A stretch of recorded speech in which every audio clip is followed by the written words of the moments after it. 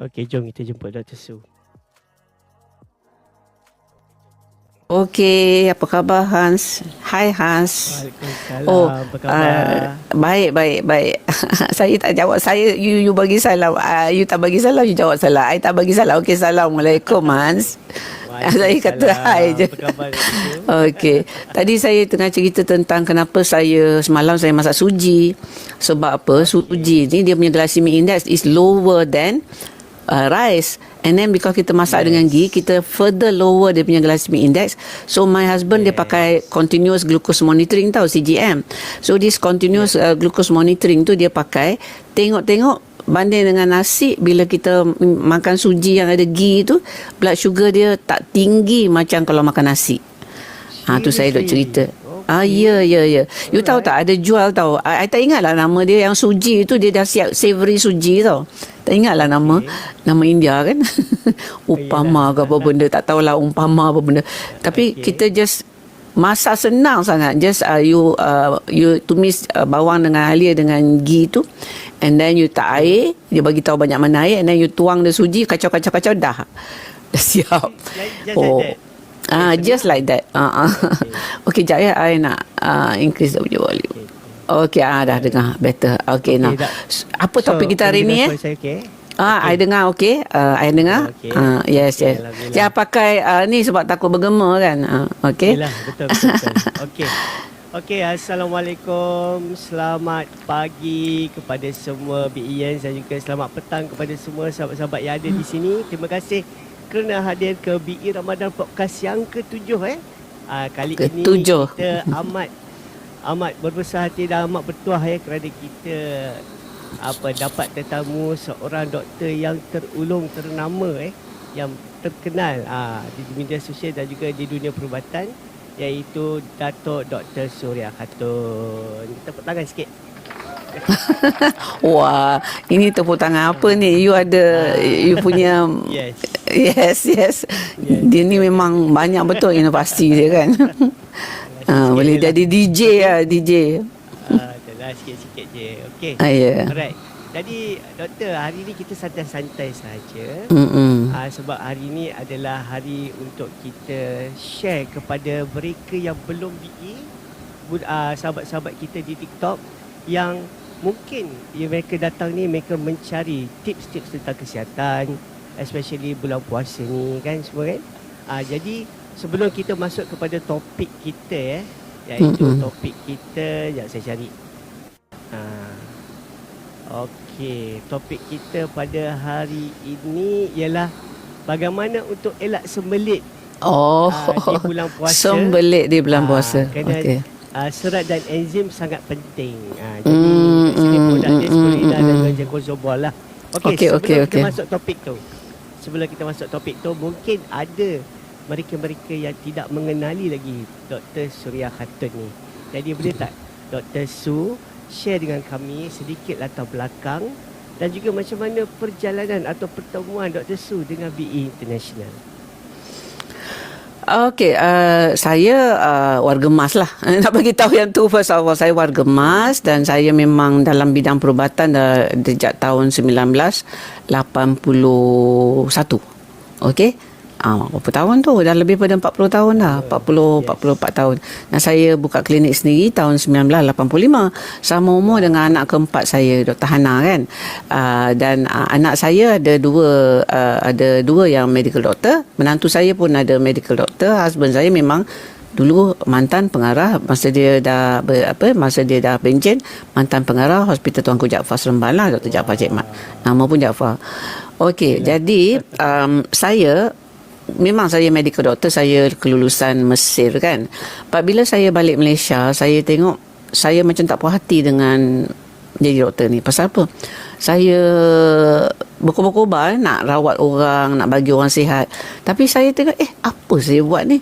Batuk bagi ubat batuk, sesama bagi ubat sesama, demam bagi ubat demam, kencing manis bagi ubat tahan kencing manis. What am I doing kan? And then bila saya tengok pesakit dekat ward tu macam-macam ragam apa semua, saya kata there must be something else. selain daripada just drug. Sebab apa, rawatan doctors memang is only drug treatment. And there is tak banyak about advice, change in lifestyle apa semua, walaupun it's mentioned that you should change lifestyle and all that, but at the same time it doesn't happen in the hospital setting, it doesn't happen in the clinic setting. So saya lepas saya dah habis saya punya housemanship, I was posted untuk jadi outpatient department. Memang usually like that lah, unless you dah ada tekad you nak pergi specialize sana sini, dia orang akan post you balik kat ward. I tak sempat nak diposted ke ward, so they posted me to the outpatient department. I kena tengok pesakit, Hans. You tahu tak, I panggil you Hans ke I panggil you apa? Panggil Yus. Panggil Yus jugalah. Ini Hans ke Yus. So I tengok pesakit satu hari pagi sampai petang 100 lebih. 100 lebih pesakit. Tu outpatient tau. Outpatient kat hospital macam tu, and then they posted me to a clinic KK pun sama. So lepas tu saya cari jalan keluar, saya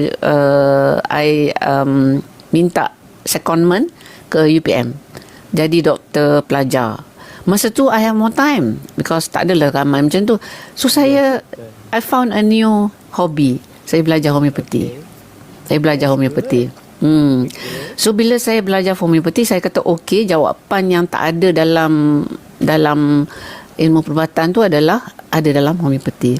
Saya pun sebenarnya saya dah kenal homeopati sebab masa saya student, saya sembuh daripada allergic rhinitis. Ada kawan bagi buat homeopati.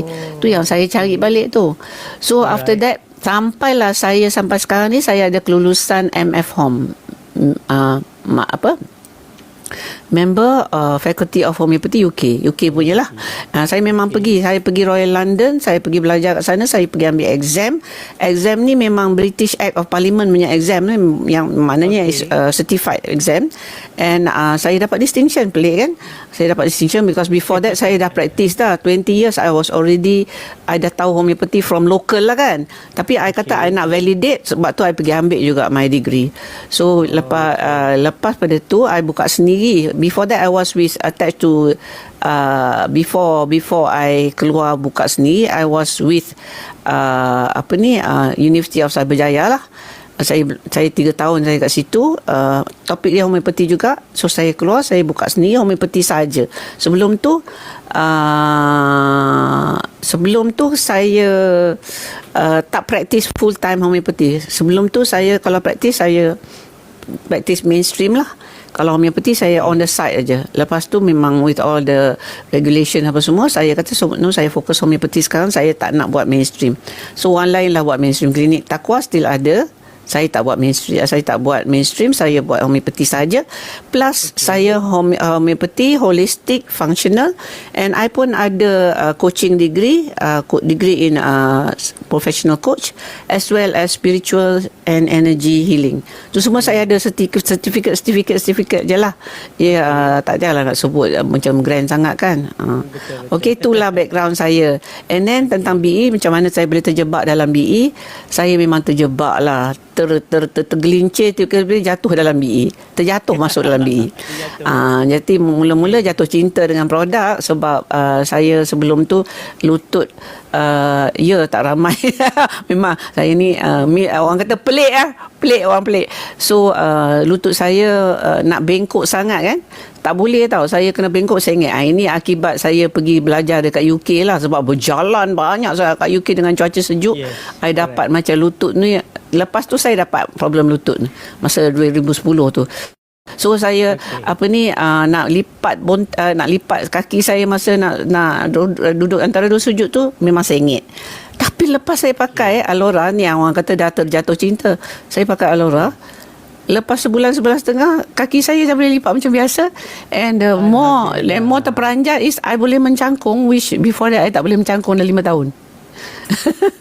So I kalau my husband pergi berhenti tempat toilet, tak ada toilet, sitting toilet tu, I marah kat dia. Apalah bang, you tahu I tak boleh ni, I tak boleh nak bend tau tak. So alhamdulillah, lepas tu terjebak accidentally kan. And then I share lah, sebab saya kan ada page Facebook. Masa tu maybe about 150 ke kan, audience saya kan. So saya bagi tahu, saya boleh nyangkung, kaki saya dah boleh lipat. ramai pula yang join saya. Alhamdulillah. jadi saya dah jadi ambassador. Binatang apa ambassador ni? Saya pun tak tahu sebenarnya. I know nothing tau. And then I ajak my anak saya pun excited. Sebab apa? Saya bagi kat dia, bila dapat PRV tu saya bagi anak pakai. Dia pakai baru dia faham apa yang saya, what am I bising about. So bila dia orang start to join apa semua, I tak sedar bila I up rank. I sebenarnya tak sedar. Dia selepas saya dah up rank sampai ECA, barulah saya start belajar sistem. Imagine. So I came in with zero knowledge, even though kononnya pandai SB, PGSB, banyak mana point apa semua. Kena pergi yang leadership meeting, barulah faham kira-kira apa semua. So actually memang I tak suka as usual lah. Tak suka direct selling, tak suka multi-level marketing. Terjebak sebab produk yang terlampau bagus. Dan terus terjebak sebab jatuh cinta dengan orang BE. Sebab orang BE ni kebanyakannya my upline semua, kalau bergaduh pun, I memang bergaduh dengan upline kadang-kadang. Tapi bergaduh adik-beradik, kawan-kawan, tak lama lah, sekejap aja. Kan? And then tak adalah nak cantas-mencantas ke tembak-menembak, tak ada langsung. So because of that, this is where I am. Dan begitulah ceritanya saya terjebak dalam BE, walaupun dah warga emas ya. Jarak anak-anak je lah, insyaAllah. Okay? Okay. So I sebelum ni saya fikirkan Dr. Aimi yang join BE dulu. It's not, it's you dulu Actually kita orang join serentak. Saya daftar and dia daftar bawah saya at the same time. Okay. Sebab tu I jadi upline. Kalau tidak I jadi downline dia lah. So tu dia kata, you nak masuk, you nak I daftar bawah you ke you daftar bawah I. So macam tu. So she's my downline, but dia orang dah tahu memang serentak lah. So you tahu daripada mana ni Alora Pen? Dia macam ni. Saya kan, Moon is my patient from over 10 years. Okay. So I kenal dia tahun 2011 ke 2012 agaknya. So when she came to see me, she's already my long time patient. And then dia memang before that, just shortly before she came to see me, masa dia baru lepas bersalin anak yang kecil ni, dia jumpa Dr. Aimi, and she was on a wheelchair. And then she said, Dr. Su, I nak jumpa you. She has my number apa semua lah, because memang jadi macam kawan kan. So okay, tak apa, boleh, datanglah. Dia datang, dia bawa Adibah. And dia start cerita pasal Alora kat saya masa tu lah. Then what surprised me is because I memang dah kenal dia lama, and I know how lemah dia kan. Dia selalunya jatuh lah, ni lemah, tu lemah apa semua kan. So I was shocked to see that dia bawa baby, very big baby, Mika tu, masa tu very big baby, and she can carry, dia boleh dokong. I pun susah nak dukung Mika tu, but she can carry. And she was walking upright. Dia tak ada wheelchair, tak ada apa. Kata, what happened to you? And then she told me that I jadi better after I use Alora. So after that, Adibah started to tell me about the Alora yang dia punya sleep disc boleh cure. So skeptical tak skeptical, I decided to okay, bolehlah kita cubalah. There's no harm in trying kan. And then I got the surprising results kan. So it's because I saw depan mata lah how my upline RCCA Munirah have a transformation lah, daripada very sickly. Dia sini panggil diri dia pesakit pakar. Pesakit pakar. Professional patient. Okay. So dia okay. So ada soalan set lain lah daripada Emilia. Dia tanya, kenapa Datuk Dr. Su suka BE? Kenapa saya suka BE? Sebab for one thing, bila kita tengok founders kan, they are so humble, and then dia memang, kita nampak dia punya keikhlasan nak basmi kemiskinan di kalangan rakyat Malaysia kan. And then syarikat ni is very well guided, step by step. Dia ajar langkah. I tak pernah, I masuk juga direct selling company, usually from overseas punya lah kan. So yang local punya pun ada jugalah, yang macam Causeway itu is local kan. But tak pernah lah dapat this community yang macam dalam BE ni, bila saya cara tak sedar uprank, I find that I ada tanggungjawab. Jadi tanggungjawab tu terhadap downline lah kan. And then bila saya found, saya seronok sangat. Sebab apa? Saya jadi seorang yang boleh guide orang, dan saya jadi seorang yang boleh tolong orang. Saya jadi seorang yang ada kawan, and kawan tu boleh jadi kawan baik, penuh dengan kasih sayang terhadap kawan-kawan tu. And then transformasi transformasi. Sebab apa? Kita selalunya kita nampak yang as you grow older, you get older kan. And then as you are fatter, you get fatter. And then as your body grows old, you grow more wrinkled, right? Yes. And then as for me, I bongkok kan. I bongkok sebab apa? My muscle tak kuat. Sebab I know I dah dapat sarcopenia. Nak buka botol pun payah. Okay. Tapi satu persatu guna produk BE, ada something impossible happen. Mission impossible happen. Apa yang berlaku ialah I transform. Banyak segi even emotionally I transform. Saya ni orang je nampak macam saya ni outgoing, boleh bercakap, boleh jumpa orang apa semua. But personally I am a secret introvert. I tak suka jumpa orang sangat sebenarnya. I pernah kalau I pergi any party kenuri ke apa ke, kenuri lah. I pergi kalau orang kalau nak balik salam semua orang, cium hak cabut kan. I will sneak out. That is an introvert punya perangai lah. Dia suka dia sneak out kan. But I'm not like that now. I'm not like that now. I dah sejak yang join the keluarga BE ni, I become very open, sociable.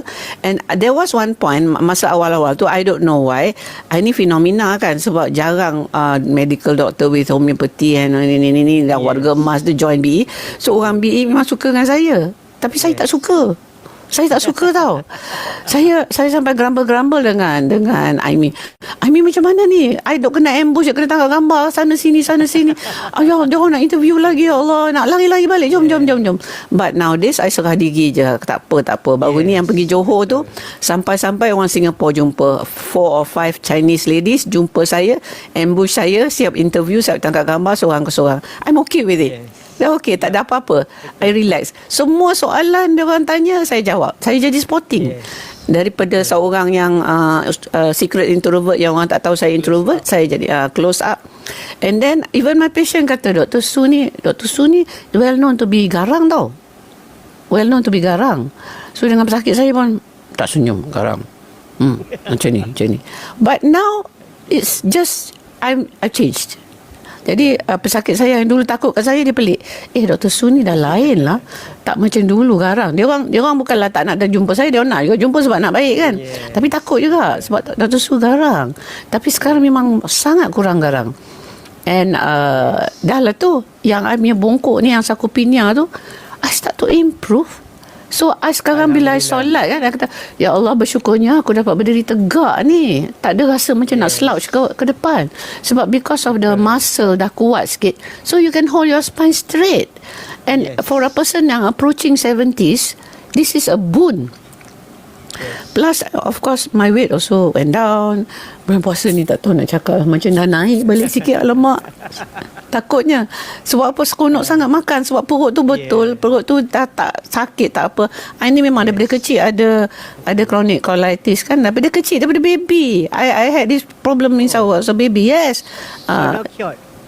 Nak kata cure 100% pun tidak, tetapi selera bagus, perut tu cantik, semua ubat, tak ada gastrik. Alhamdulillah, syukur, nikmat. So maknanya banyak sangat perbezaan yang berlaku kerana saya guna produk-produk BE. So what is there not to like? What is there not to love? Jadi benda ni is from my heart kan. So I owe a lot to being warga BE. I owe a lot. Okay, to being warga BE. So it helped me to expand my knowledge about functional and functional medicine, functional garments. And I memang, maybe because of Livcore kan, Livcore ni dia tajamkan otak lah. Dia tajamkan otak. My mind is very sharp. I'm every day reading up something, how to improve health, how to help my patient, how to better tweak my treatments, apa semua. Every day I'm doing that kan. Sebab apa? I found that most chronic diseases can be reversed if it's not too late lah. Kalau tidak ada organ yang rosak yang dah tak boleh nak patah balik kan. Most organs can reverse. So I sendiri nampak macam saya pre-diabetic dah jadi tak ada pre-diabetic langsung. Alhamdulillah. My cholesterol also is coming under control slowly. Weight pun boleh lah. I think I kena tahan sikit nafsu makan ni. I can lose a few more kgs lah, InsyaAllah. And mudah-mudahan Allah izinkan I will be around to serve longer lah. Tapi tu ajaran maut Allah yang tentukan lah. Okay.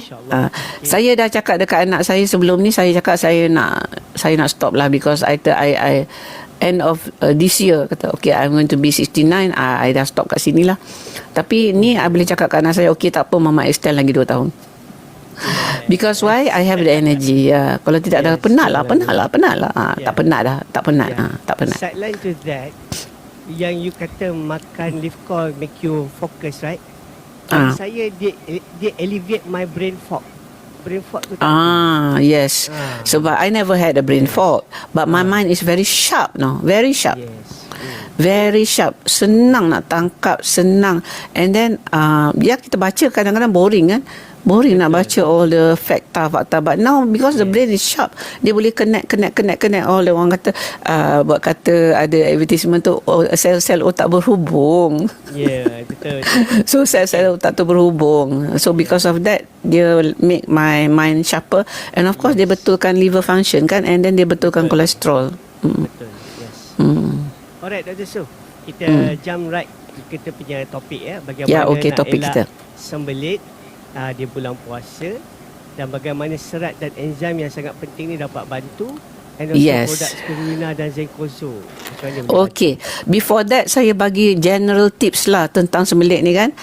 Because kita, of course lah, kita kena bagi juga general tips tu kan.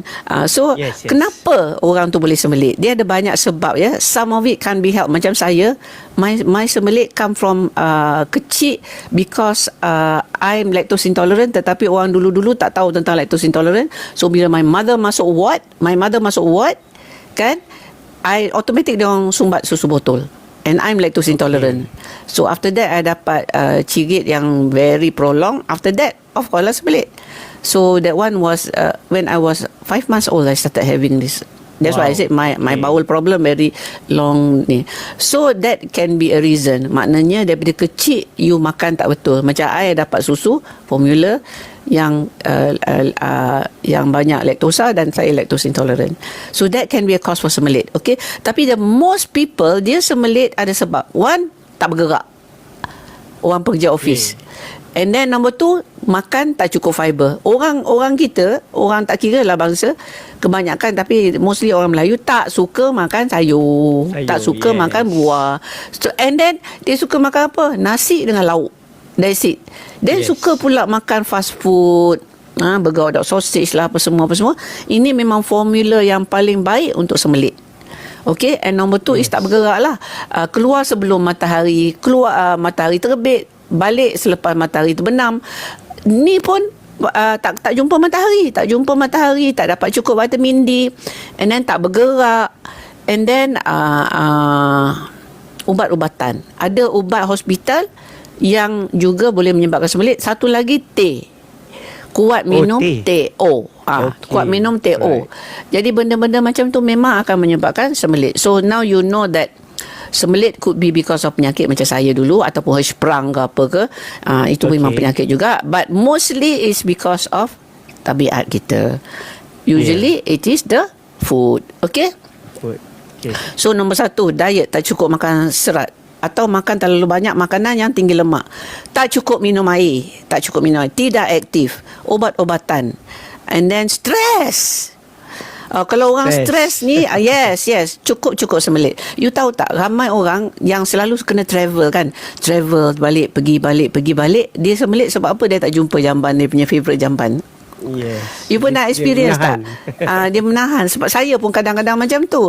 Kadang-kadang kan bila kita dah pergi jauh-jauh mana-mana, balik rumah sampai pintu rumah terus rasa nak berak. Yes. Why? Because kita memang we love our own jamban. We don't love people's jamban. And dia budak-budak sekolah kan, bila jamban sekolah tu terlampau teruk, busuk dan kotor apa Yes. semua, dia akan tahan berak sampai balik rumah, and then from then on dia akan sembelit. Jadi budak-budak, one of the reasons why dia orang sembelit is because dia orang tak tahan dengan jamban sekolah. So stress dengan kita punya nak tahan-tahan memang ni. And then change in routine, macam kita pergi travelling dan sebagainya, and then boleh menyebabkan sembelit. And then of course dia ada penyakit yang macam I punya is IBS lah, irritable bowel, dan ada juga kondisi-kondisi lain macam Hirschsprung dan sebagainya yang boleh menyebabkan sembelit.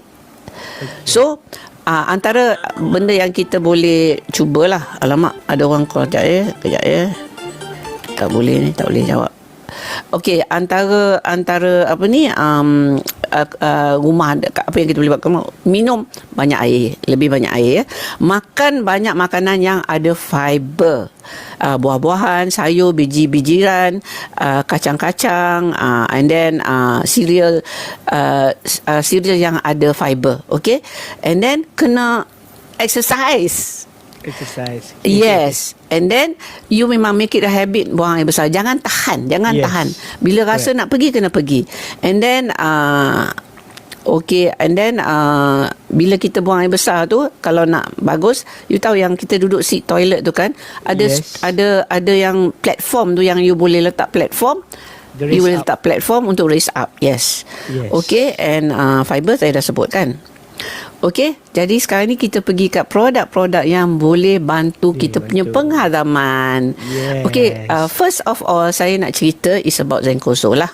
Okay. Sebab orang selalu sangat cakap pasal spirulina, tapi tak banyak orang yang cakap pasal Zenkoso. Okey, So sebentar, apa dia Ustaz. Zenkoso ni? Okey. Dr. Su, nak tanya sikit, ada soalan kat sini. Okey. Bahaya ke sembelit ni? Bahaya jugalah. Bahaya in the sense of sembelit ni boleh menyebabkan kita punya detox tersumbat lah. Dia macam ni tau. Kita kan bila kita proses kita punya toksin dalam badan kan, when we process our toxins, so akan ada yang akan keluar pergi ke berak, ada yang akan keluar pergi ke air kencing. So katakanlah ada yang keluar pergi ke berak kan, so berak tu dia nak kena keluar pada badan kan. Kalau dia tak keluar pada badan, kita punya intestine tu macam traffic jam, betul tak? So kalau traffic jam, yang nak keluar kemudian tu kat mana dia nak pergi? Sebab dah ada jam. So dia akan backflow. Dia akan backflow. Bila dia backflow, toksin tu pergi balik ke darah. Oh, dia masuk balik dalam darah. Yes. So jadi maknanya kerja punya detox organ tu tersumbat. Okay, alright. So bila detox organ kita tersumbat, yes, bahaya. And then kan, bila kita sembelit, kita punya bakteria baik tu, bakteria baik kita, dia maknanya sembelit itself means kita punya bakteria baik tu tak bagus. You see, it means to say we do not have a good microbiome, and we sembelit partly because of that microbiome. So because kita punya microbiome tu tak betul, okay, pincang, kita tak dapat energy that come from the reaction of the fiber with the microbiome. Maknanya kita punya short chain fatty acid tu tak menjadi. Butyrate kita tak menjadi.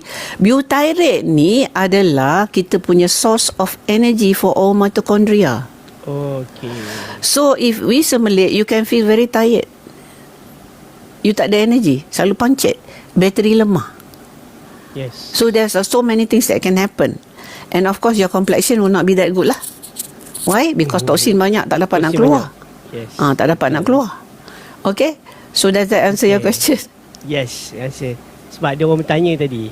Ya. Memang betul, tanya. kita patut jawab lah. Soalan yang berkenaan, soalan yang tak berkenaan kena tanya kemudian lah kan. Ya, Soalan yang betul. berkenaan eloklah kita jawab sekarang. Betul. Okay, so kita balik kepada Zenkoso. Okay. So apa dia Zenkoso ni? Dia adalah sebenarnya terdiri daripada 98, dulu 89 dan sekarang dah jadi 98 jenis buah dengan sayuran daripada dua negara. Musim yang negara bermusim dengan negara yang tak bermusim. Brazil ni lebih kurang Malaysia. So daripada Brazil, negara tak bermusim, dengan Jepun, negara 4 musim. So dia gabungkan ada 98 jenis buah dan sayur. Okey, dan dia difermentasikan. Saya pergi check inilah, that's my curiosity, my live core curiosity. Curious tak, macam mana dia orang buat? Takkan dia letak je buah tu macam tu? Tak. Control environment dia dah ambil, and then dia put in certain enzymes apa semua, and then of course dia ada proses, dia akan bolak-balikkan dia apa semua, so that benda tu tak contaminated dengan benda-benda yang tak sepatutnya dan sebagainya. Itu yang jadi that thing dia akan liquefy tau, dia akan jadi liquid, and daripada liquid tu dia akan olah balik jadikan zenkozobol. So apa this thing, maknanya this long process dia akan menyebabkan all the enzymes and all the all the nutrient apa semua become so pre-digested. And kalau you kata pre-digested tu mesti ada organisma kan, then it becomes a probiotic ada kat situ, probiotic yang ada yang pre-digest, it becomes very very easy to digest. Okay, jadi bila kita makan, it's a pre-digested food tau. Macam kita ni baby dapat makanan pre-digested. And apa ada dalam dia? Dia ada probiotic, dia ada fiber, dia ada enzymes. So these things all actually repair kita punya gut wall. Repair our gut wall. So bila dia repair kita punya gut wall, dia betulkan balik kita punya microbiome.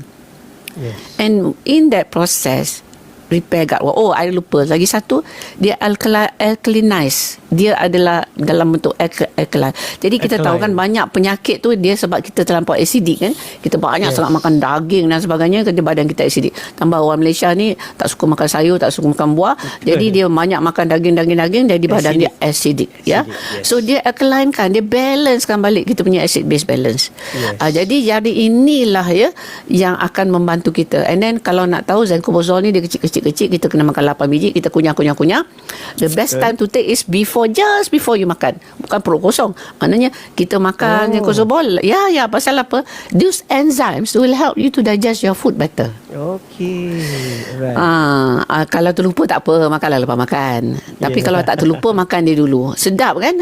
Kunyah-kunyah. Itulah yang Dr. Hana dia tertinggal dia punya zenkozol atas dia punya side table. Tengok-tengok dah kosong. Habis. Marah dia. Nak cakap apa lagi dah. Budak-budak suka. Ya, memang sedap. Dia plum balls kan. Memang budak-budak suka. Dia bukan plum, dia 98. Dia the closest that I can find is umeboshi lah. Tapi umeboshi satu je, dia pakai plum je. Yang ini tak, dia pakai umeboshi tu plum. Dia memang proses fermentation sama. Tetapi dia only one. This is 98. Jadi you can imagine lah dia punya vitamin dengan zat galian yang ada dalam 98 tu semua ada dalam zenkozol. On top of which ada antioxidant kan. Setiap buah, setiap sayur dia punya own antioxidant. Different sayur, different buah have different antioxidant. Semua tu ada dalam zenkozol. Because it's all there and waiting for you to makan. Okay, so jangan heran lah ya. Kita selalu buat joke kan, janganlah zenkozol ni kena pre-order. Kalau pre-order 8 tahun baru dapat. Betul. Waalaikumsalam. Ya, Damba. 8 tahun baru dapat. Aduh, kelakar lah juga kan. Okay. Kadang-kadang ada juga orang tanya saya, kalau zenkozol ni dah 8 tahun, company BE ni baru 7 tahun. So macam mana tu, dia tanya. So saya jawab lah, benda ni dah lama dah ada. Ya, zenkozol tidak bermula dengan BE. Sama macam Kodenshi tidak bermula dengan BE. Dia dah ada sebelum tu. Yang pergi cari adalah founder kita. Kita yang pergi cari. So jangan heranlah, benda tu dah wujud. Tinggal lagi kita ambil dia, kita bawa dia ke Malaysia, and ada kemungkinan kita juga bagi brand name zenkozol tu, tapi mungkin dia dijual di tempat lain dengan nama lain. Tapi saya belum pernah jumpa lagi lah yang zenkozol ni. Saya tak jumpa lagi yang macam ni. Ya. Okey, Dr. Su, ada satu set question ni daripada Amelia. Kalau kita makan buah aja cukup ke, ataupun perlu tambah zenkozol? Buah dia tak fermented, unless kita fermentkan buah kita lah kan. Yes. Tapi zenkozol dia fermented. Kalau nak tahu kan, dia punya proses fermentasi yang panjang ni, kunci ni adalah dia punya period fermentasi memecahkan bahan tanaman menjadi nutrisi yang easy to digest. Kalau buah dia as is lah kan. And then molekul dia berukuran mikro. Proses fermentasi menciptakan molekul kecil yang mudah diserap. Okay? So memang dia berbeza jugalah. Jadi kalau you makan buah pun, elok jugalah you makan Zenkozo ni. Okay? Yes. Alright. Guys, Zenkozo. Zenkozo. Okay. Tak cuba maka tak tahu dia punya Tak kelebihan tahu, ya. yes. Ada orang yang bagi maklum-maklum, my gula dalam darah improve Zenkozo sebab dia untuk penyakit yang metabolik dan dia supply kita punya mitochondria. Dia also supply enzim yang mitochondria need to produce the ATP energy. Dia bateri. Bateri. Jadi kita dah dengar dua benda ya, microbiome produce short chain fatty acid, butyrate bateri mitochondria. Yes. And then Zenkozo enzim pergi ke bateri. Okay, so kalau kita nak bertenaga, nak jadi superpower, Zenkozo plus sunshine. No sunshine tak boleh juga. Sunshine is important. Sunshine. Okay, Vitamin have you had D, your sunshine for today? I dah pergi dah keluar dah. tadi. Dah tadi. Saya Dia kena. Tadi pagi saya balik kampung tengok mak ayah saya hantar Shiruto dengan Magnific kat dia. Kan? Dah kena sunshine dah ya. Alhamdulillah. Sunshine is so important. Dia kalau imagine lah kalau you need the sunshine tau. Kalau you pernah tengok cerita Ultraman. Saya kecil-kecil dulu memang Ultraman selalu kan. Ultraman. Yes. Mana dia dapat energi dia? Dia kena pergi kat matahari tau. Dia dapat solar energy baru dia recharge. Sebenarnya kita manusia pun we need that. We need the solar. Yes. Kita je tak tahu. Okay, jom kita beralih ke spirulina.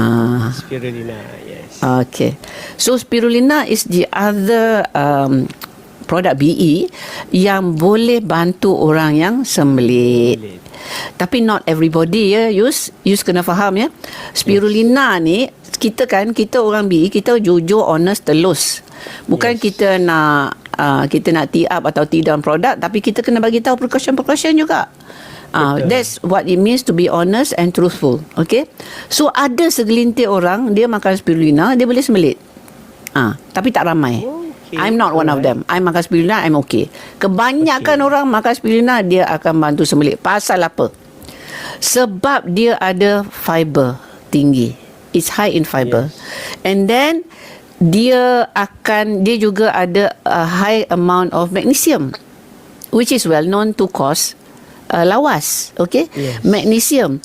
On top of which, number 3, dia adalah sejenis prebiotik. Kalau you makan spirulina regularly, dia akan betulkan you punya kuman usus menjadi kuman usus yang lebih baik. And most problems of sembelit is because kuman usus kita tak betul. Berak mencantik kambing lah, apa semua tu kan, susah nak berak apa semua. So dia betulkan pula kuman usus. Okay, and then dia repair cell wall. Pasal apa dia repair cell wall? Sebab dia punya nutrien lah. Vitamin, zat galian, antioksidan, phycocyanin, semua ada dekat dalam dia. Klorofil apa semua, dia repair cell wall. Bila dia repair cell wall, jadi tidak ada sebab untuk radang. Sebab antara sebab yang contohnya yang IBS apa semua, ada radang yang menyebabkan sembelit tu. Radang. Okay. So semua ini spirulina boleh cover. Okay, jadi maknanya of course lah kita kena cukup minum air. Betul. Okay. And as I said, there is a small amount of people yang terbalik efek dia. Itu tak tahu pasal apa. Okay. Maybe because spirulina is so rich, they are not ready for it. I selalu believe that those who get mudarat bila dia makan benda yang bagus, ada benda yang badan dia kena betulkan dulu. Contohnya mungkin dia boleh spirulina lepas dia betulkan after they take a lot of leaf core ke apa, liver dia dah betul, baru dia boleh. Sama macam Shiruto. I selalu I cakap kat orang, you start dengan Shiruto, salah. You start dengan leaf core. Leaf core tu akan prepare your body for the Shiruto. Sama dengan spirulina. Leaf core akan prepare your body for the spirulina. Okay? Yes, betul. Okay, jadi poin penting tentang spirulina ya. Kandungan serat yang tinggi, dia adalah sumber serat makanan yang cukup baik, bertindak sebagai bulking agent. And then kandungan magnesium, and then keseimbangan bakteria usus. So I sebenarnya ulang balik apa yang saya cakap tadi. Ada research yang menunjukkan bahawa spirulina dapat secara positif mempengaruhi microbiome usus dengan mempromosi pertumbuhan bakteria baik, bakteria yang beneficial yang dapat meningkatkan pencernaan dan regular. You kena ingat satu ya, kita juga puasa. Puasa sendiri betulkan microbiome. Dengan syarat you buka puasa dengan benda yang bagus. Mana you spirulina tak tunjuk? Spirulina. Okay, ya. Oh yeah, cari gambar, hilang gambar. So dia apa dia? Spirulina. Okay, apa special tentang spirulina BE? What is so special about spirulina BE? Kenapa kita boleh gunakan tanpa was-was? Oleh kerana spirulina BE is organic. Dia dibiak dalam control environment tanpa toksin. Okey, kalau you pergi kat tasik, ada spirulina kat tasik ni, saya nak harvest lah. So you pergi kat tasik tu, you pergi ambil, you pergi tapis, apa semua you bawa balik, you keringkan, makan spirulina. Habislah kau. That's dangerous kan? Bahaya. That is dangerous, bahaya. Sebab apa kan? Spirulina ni dia ada special karakteristik tau. Dia chelate heavy metal. Yes. Dia chelate heavy metal tu maknanya dia tarik ke dia logam berat tu untuk keluarkan daripada badan. So, kalau dia tumbuh kat tasik, dia bersihkan tasik. Betul. Dia bersihkan tasik, tadi apa yang akan kotor? Dia lah akan kotor. That is why wild spirulina is not to be taken in. Plus on top of which, dia spesies dia kita punya is pratensis agaknya. Pratensis. Dia ada 2 spesies yang kita boleh makan. The one that we have is pratensis. Dia ada jenis blue-green algae yang lain, yang wild, yang ada toksin. Neurotoxin. So kalau you pergi ambil yang wild punya, silap-silap you dapat yang toksin punya, and then you makan, you nak sihat, you bertambah sakit. So the safest spirulina adalah yang ditanam dalam control environment, di mana dia punya temperature control, air dia control, semua control and bersih. Alright, and you tahulah orang Jepun, dia orang ada very high standard of manufacturing. Dia akan make sure benda tu tak tipu-tipu punya. Okay, some countries dia mungkin dia tipu sana tipu sini. But that is why ada orang selalu komplain, dia kata alah spirulina lain murah je, pergilah beli. I tak halang you pergi beli, you tengok macam mana. Sebab kita tahu apa produk kita tahu how it works, and we know that this is the best for you. Betul. Okay. Yes. Jadi apa lagi saya nak cerita tentang spirulina ni, selain daripada dia bantu sembelit, dia juga bantu untuk bagi nutrisi yang lengkap, because it is also very easy to digest. Sebab apa? Dia tak ada cell wall. And do you know it is the oldest living creature? Dia yang paling lama sekali. Dan sebelum wujudnya benda-benda lain, dialah dulu wujud. Dia yang cambahkan oksigen ke udara supaya benda lain boleh hidup. Dan dia jadi makanan asas untuk tumbuhan, untuk apa? Haiwan-haiwan yang zaman dulu-dulu tu. So that is spirulina. So it's a prehistoric thing kan. And dia makanan untuk kaum Aztec tau. Makanan untuk kaum Aztec. Alamak. Apa dah jadi ni? I tak nampak. You nampak I kata? I tak nampak you. I nampak. Dia ada puzzle kan, ni so letak dekat puzzle tu. Tak ada. Bukan apa. Saya punya Telegram tiba-tiba dia melabuhkan dia muncul. Okey. I tak tahu nak get rid of it. So I tak nampak muka I. Macam mana nak buat ni? Okey. Pergi pada TikTok balik. I nak pergi ke TikTok lah ni. I nak pergi. Okey dah. Okey. Okay. So apa lagi kita nak cerita ni? So that is about spirulina. Ada soalan? Ada banyak soalan ni. Okey. Ada seorang tadi tanya masa Dr. Su cerita pasal apa gut bakteria baik dalam badan kan. Kalau untuk orang yang mengamalkan minum teh sana tu, is it okay? You know sena, dia orang Melayu panggil daun cenamaki. Yes. Daun cenamaki ni, sena tu dia memang laxative lah, purgative in fact. Dia purgative, okay? And dia menyebabkan kita cirit, okay? Jadi kalau kita amalkan selalu, lama-lama kita punya muscle usus besar tu dia akan jadi rosak. Okay. So bila kita amalkan purgative, kita akan ada pergantungan, tetapi dia juga rosakkan kita punya muscle dengan dia punya sel dalam, selaput dalam tu, kita panggil colonocyte tu kan. Okay. Colonocyte tu adalah tempatnya untuk guna short chain fatty acid untuk kita punya mitokondria tadi tu. So kalau colonocyte kita rosak, kita punya energy will be very low. Habis lah. Alright. So colonocyte adalah kita punya cell wall lining. Okay, jadi kalau saya, you have to wean yourself off. You kena slowly wean yourself off the senna. Cara dia, kalau nak jumpa saya lah, sebab saya ada cara sendiri, because I have the knowledge. Kita guna homeopathy juga untuk nak wean off an antidote ya. Kita kena neutralize the effect of overuse of senna. Actually, senna is not all bad. Out of all the purgatives, kalau susah sangat nak berak, once a week you use senna, not a problem lah. But if every day you use senna, that becomes a problem. Is it buah prune pun sama juga kan? Dia punya No, buah prune is actually milder. Asam jawa is also milder. So buah prune dengan asam jawa, fine lah, go ahead lah. In fact, I selalu bercakap kat my patient, kalau susah sangat nak berak, pergilah buat air asam jawa. Sedap sebenarnya air asam jawa ni. You tambah dengan gula merah, and then you bubur ais, you minum lah. Kan? So you can use that. But not senna, not to be amalkan. Okay, alright. Apa pasal dia dah ada gambar apa benda ni? I kena buat apa ni? Dia ada puzzle. Just tarik puzzle tu, pergi pada tempat dia, dia release. Okay, ada. Ada. Okay. Oh, pasal lama sangat ke apa? Tak ada, sebab sekarang ni banyak orang yang live tak tunjuk muka. Jadi TikTok dia tak nak, dia nak orang tu berada depan phone selalu. So dia buat test tu lah. Dia buat test, saya tengok. Ada 3 soalan ni. Okay. 3 soalan. Okay, soalan ni, bagaimana spirulina ni boleh bantu pertumbuhan otak anak-anak? Okey tak kalau spirulina ni dimakan oleh budak-budak? Sangat bagus soalan ni. Saya baru je lepas tengok Hasanah punya posting tentang anak dia. So this spirulina, dia anti radang tau. Dia supply nutrien yang otak kita nak pakai, dan dia juga anti radang.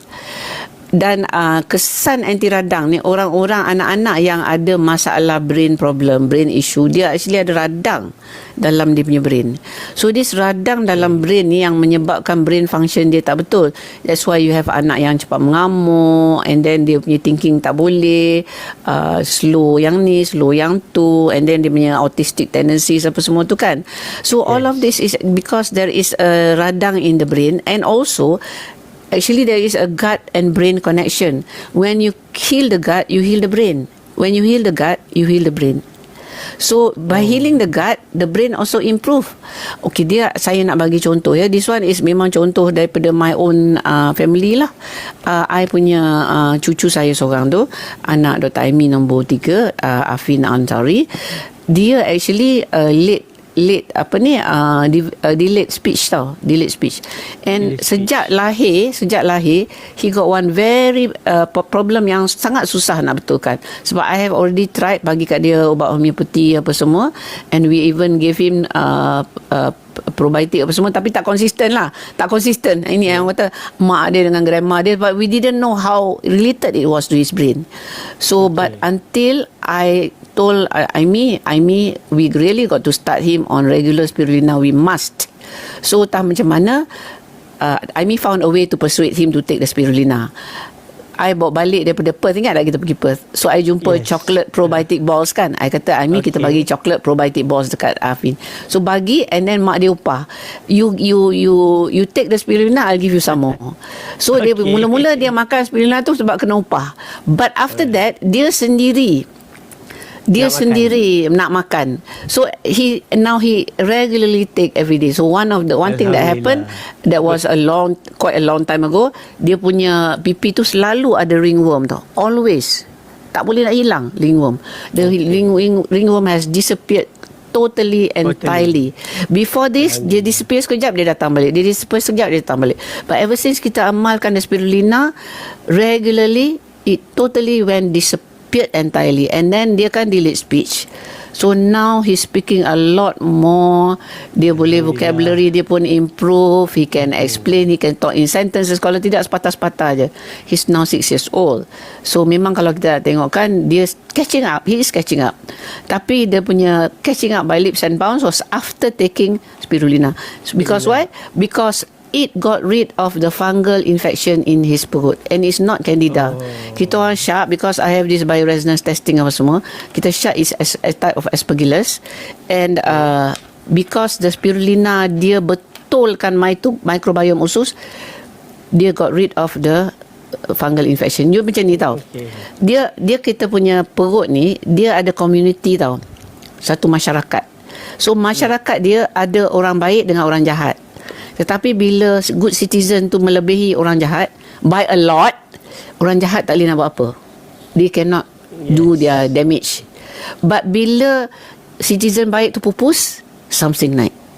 Yes. Okay, that is how orang perempuan dia also get candida and all that.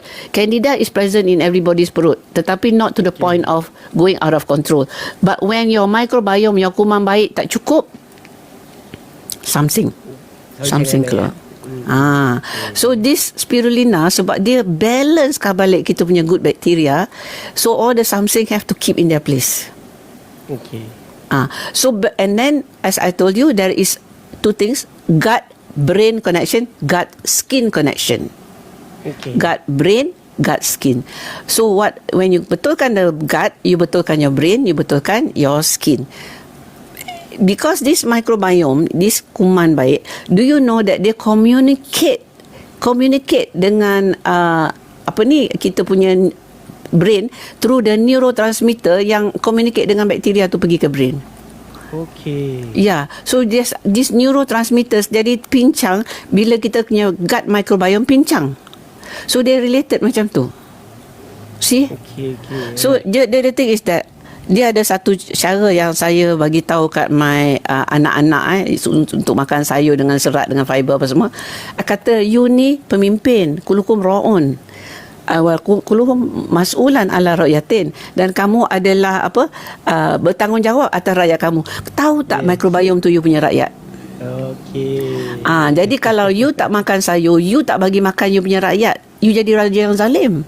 You jadi pemimpin yang zalim. Jadi bila kita cakap dengan children like that, they understand tau. Dia faham. So I must take my fiber, I must take my fruits, I must take my spirulina for the sake of the good bacteria in my perut, because they are my rakyat and I am the leader. I am the pemimpin. So I found a way to make them understand lah kenapa dia orang kena makan sayur. Kadang-kadang kan saya pun kelakar tau. Saya tanya mak-mak dia, you tak masak sayur ke? And then dia kata, no, saya tak masak sayur. Kenapa you tak masak sayur? Alah, kalau saya masak seperiuk buang. Saya seorang je makan. Jadi lala saya pun tak makan. Do you find that funny? I find that funny tau. Yes. I find that funny, you know. Because maknanya kan, mak ni dia bow down tu pada anak dia. Yes. I have one anak, Dr. Hana. Actually, Dr. Hana ni tak suka makan sayur daripada kecil. She's my number 4, you know. You know what I do? Berbuih mulut hari-hari. I will repeat hari-hari without fail. I will tell her the benefit of sayur. I will tell her the benefit. I'll tell her why she has to take sayur. Sampai sekarang dia tak suka sayur, but she will definitely eat sayur very dutifully. Why? Dia kena mak tu kena bagi tahu. Kadang-kadang we have to say something 1,000 times before your anak can capture it. Betul tak? Tapi don't give up lah. Asal lu cakap dengan mak-mak ni, kata, siapalah, who is the pemimpin lah rumah you? Anak you ke you? You ke raja, anak you ke raja? Betul. So itulah cerita. Kontrol anak-anak. Yes, betul. Itulah. Tapi banyak-banyak kes anak yang kontrol mak ayah. Jadi bila anak yang kontrol mak ayah, itulah yang jadi masalah. Yelah, sebab mungkin mak ayah tu pun tak ada ilmu kan, nak explain tu anak. Tu yang masalah tu. So dia kalah pada anak punya point lah kan. Ya, betul. Betul lah. Okey, Dr. Sir, saya ada satu soalan ni. Satu soalan lagi. Oh, you punya soalan. Saya punya. Okey, kadang-kadang tu kita lapar. Kita lapar. Lepas tu kita makan walaupun sikit, tapi kita punya perut tiba-tiba kembung tu macam cepat keras tau. And then kita cepat kentut. So ada problem tak dekat situ? Ya. Sebenarnya. Dia ada a few things lah. One of it could be the microbiome is causing fermentasi yang tak sepatutnya lah. Okay. You see kita punya perut ni dia anaerobic tau. Dia tidak ada oksigen tau. Jadi the fermentation process that takes place yang betul tu is the anaerobic fermentation. Tapi kadang-kadang because of what we eat and all that, dia ada oksigen kat situ tu. So dia akan ada satu jenis bakteria yang akan menyebabkan angin yang akan ada dalam perut akan membiak. Yang oxygen based. So this one can cause distension. Tu satu. Nombor dua, mungkin kita ni tak cukup enzim. Okay. And you know Zenkozo ada enzyme ya. So that's why Zenkozo can actually help cases yang kurang enzim ni apa semua. Angin apa semua kan. And then the other one is SIBO lah. SIBO is di mana dia ada bacterial overgrowth. Jadi selalunya kita yang bakteria banyak-banyak ni dekat usus besar kan. Kalau dia terjangkit pergi ke small intestine, kita akan dapat SIBO. SIBO ni memang berangin and macam sendawa pun bau macam telur temelang apa semua. That means to say you dah ada overgrowth of bacteria in your small intestine. SIBO kan. SIBO ni banyak doctors tak boleh nak diagnose even.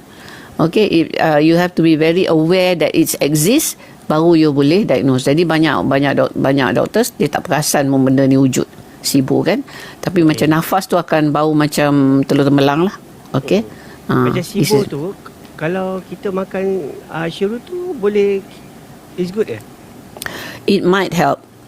Actually the specific treatment kalau mainstream dia akan bagi antibiotik lah.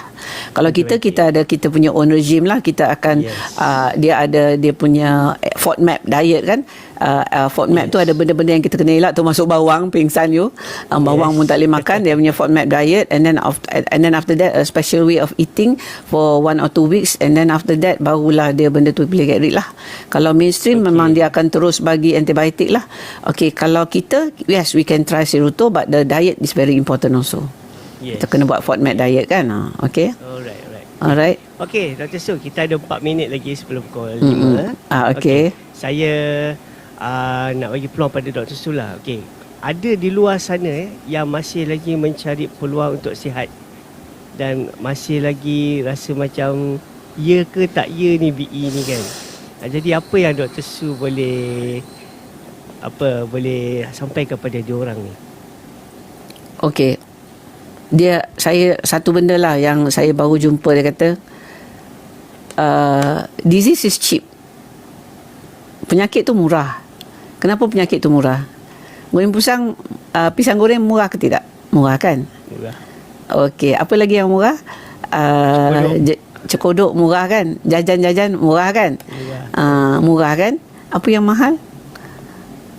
Ayam organik mahal kan? Betul. Apa ni, rawatan hospital mahal ke murah?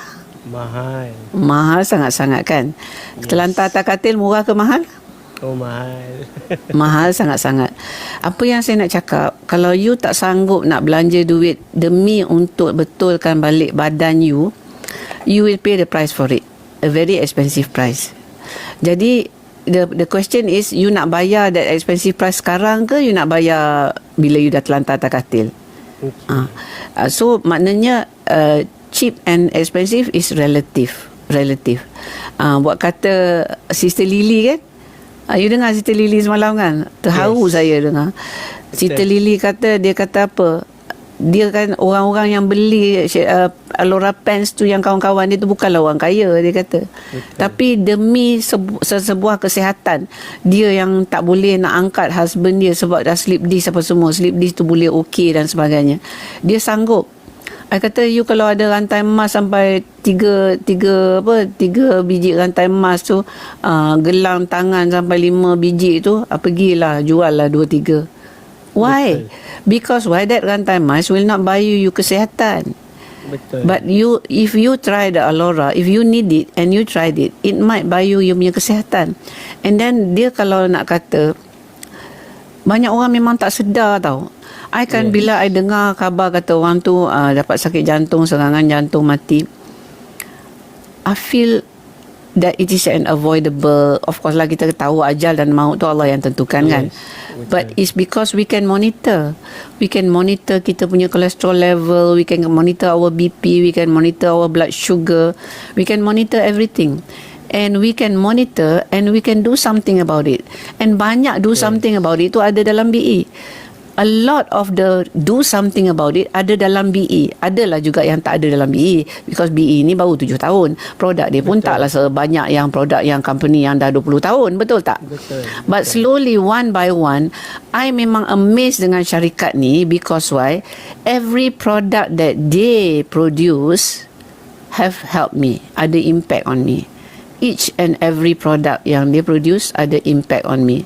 Biol ada ada impact, Magnific ada impact, Livecore ada impact, Slanmi Pro ada impact, Spirulina ada impact, Shiruto ada impact, iVision ada impact. iVision tu yang mata saya ni dulu tak boleh nak cucuk jarum sebab I ada early iVision. cataract. iVision, early cataract. I have early cataract. Doktor apa ni, optel kata ophthalmologist kata apa? Doktor kata tunggulah sampai selaput tu dah tebal, nanti kita operate. Tak payah buat sebab dia dah reverse. Sekarang saya dah boleh cucuk jarum. Bolehlah jual, bolehlah jahit Aloropel yang mana yang koyak sikit-sikit tu buat darning. Sebelum tu mana boleh. Macam iVision tu doktor makan berapa lama? I makan 2 bulan, I found that I could trade the needle balik. Bukanlah sehari 2 kan. I found that after 2 bulan I can trade. Now I don't take I do not take regularly now, but I do take every week. Dalam seminggu mesti saya makan 2-3 kali juga. But mula-mula memang 2 kali lah I makan. Okay. Okay, alright. iVision. Okay. Okay. Sebab saya tanya bukan apa, sebab tadi saya balik kampung, ayah saya bagi tahu dia nak buat operation mata. Dia kata nak ganti kanta. So that one is probably cataract lah. Cataract. Cataract lah sebab your lens becomes ni kan. Tapi actually opaque. I tell you, mine was early cataract. Dia boleh reverse. Kalau dah opaque habis memang tak dapat lah nak bantu kan. Tapi kalau macam early cataract tu yang mana you tak nampak lubang jarum tu masih boleh. Okay. Masih boleh ya. Alright. So boleh sampai kakak ayah saya lah macam ni. Boleh lah kan. Sebab 3,000 sebelah. 3,000. Betul lah. Yelah. Duit tu belilah 3,000 iVision, tengok mana tahu. Betul. So saya ingat saya nak invest kat ayah saya lah. Boleh. Kan? Sila. Okay, right. Okay. Itu sajalah kan. Dah habis dah masa. Okey, ada orang yang tanya soalan, saya tak sempat nak jawab. You boleh PM saya insya-Allah ya. Okey, boleh PM saya, tengok dekat saya punya nama tu, boleh PM. Yes. Okey. Siapa yang tadi ada soalan kami tak dapat nak layan, jangan minta maaf sebab kita dah nak habis. Jadi kalau ada persoalan tu, korang boleh DM Dr. Su direct ataupun DM saya. Saya boleh panjang-panjang kepada Dr. Su yang bila saya dapat jawapan saya boleh share dengan korang juga. Okey. Sebab kita kat sini kita saling membantu dekat dalam BE ni. Kita macam family. Okay. Yalah. Saya pun bersyukurlah saya dapat kena Dr. Su. Dr. Su pun banyak bantu saya dari segi kesihatan. Jadi Dr. Su, patah 2 kata sebelum kita akhiri. dah banyak patah dah Yusui. Jom sihat je lah. Jom sihat bersama BE dan Tok Dr. Su dengan Yus. Okey, itu dia. Terima kasih Dr. Su. Okey. Selamat berbuka puasa. Terima kasih banyak-banyak. Sama-sama. Untuk daripada saya yang baik tu datang daripada Allah Subhanahu Wa Taala. Sama-sama lah kita ya. Jadi kita jumpa di segmen yang lain. Terima kasih banyak-banyak. Assalamualaikum. Dapat sihat, dapat manfaat. Bye-bye. Bye-bye.